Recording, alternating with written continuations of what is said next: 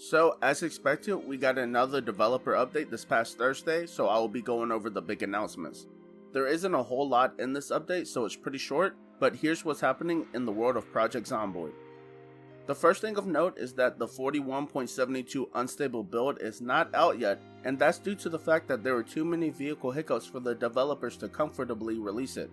Maybe by the time this video goes live, the patch will be in its unstable beta, but if it's not, it should be coming out soon. With this new patch, players will be able to opt into the ability to see other players on their map in multiplayer servers, mainly people in the same faction as you. Also, multiplayer server admins will be given more control over the server and can micromanage things a bit more. Along with a bunch of other things, admins will have more control over which doors are locked or open. They will have more control of starting fires, explosions, and even thunder, what zombies will be attracted to, and even the ability to easily create tiles, walls, water, and more with the new brush tool.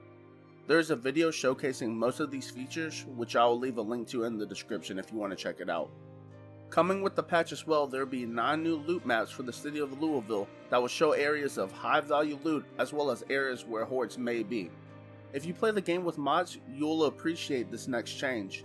A list of mods will now be displayed in the pause menu, and if any of the mods are causing an error message, then that particular mod will be highlighted in the list so you know which one is causing the problem.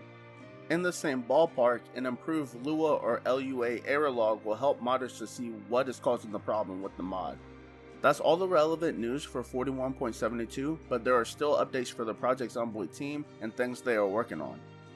This past week was a bit of a spring cleaning for Anystone as they fixed dozens of minor issues, some of which I will put on screen.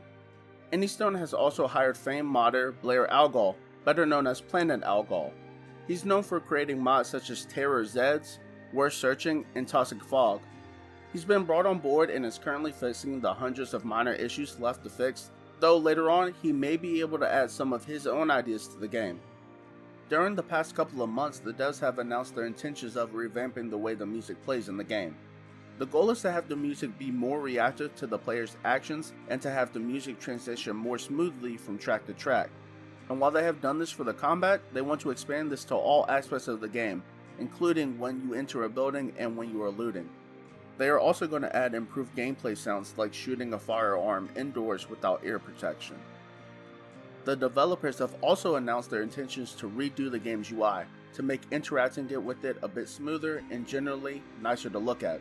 This is a huge undertaking for them, so don't expect it in the near future, but just know that it's on the horizon.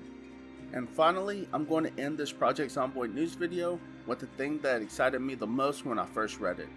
New areas are coming to the game. While this might seem like a no-brainer since the devs have already announced a rich area and forest coming to the game, there's more to it.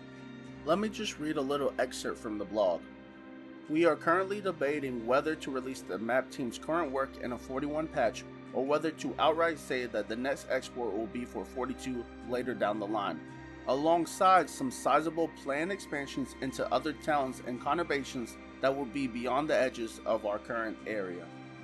So yeah, it sounds like we're going to be getting new towns and areas to explore, and while they might not be as big as Louisville, new areas means new places to loot and more places to run into zombies, get bit, and die.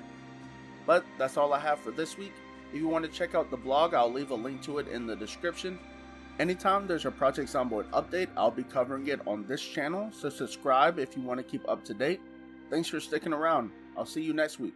Have a good one.